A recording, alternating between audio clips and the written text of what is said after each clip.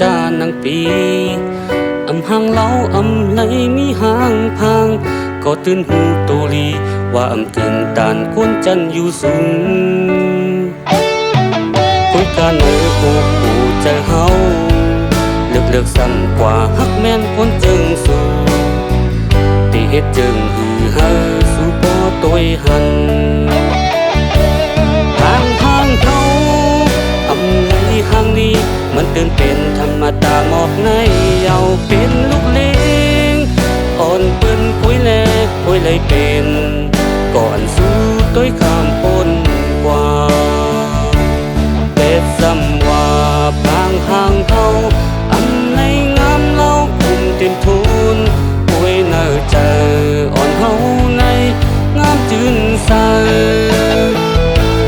ความลาดอ่อนอำวานหู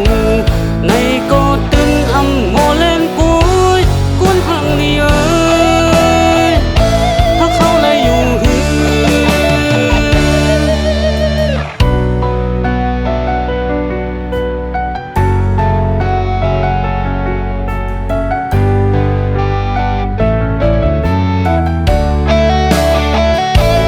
ทา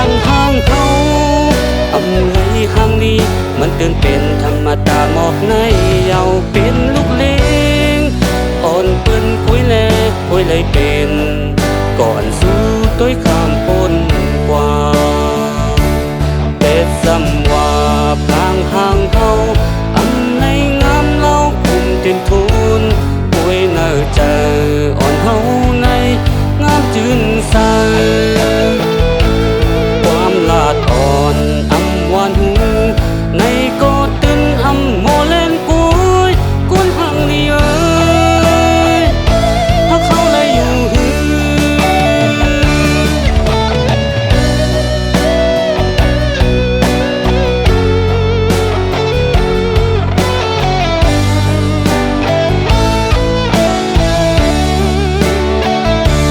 เป็ดซ้ำ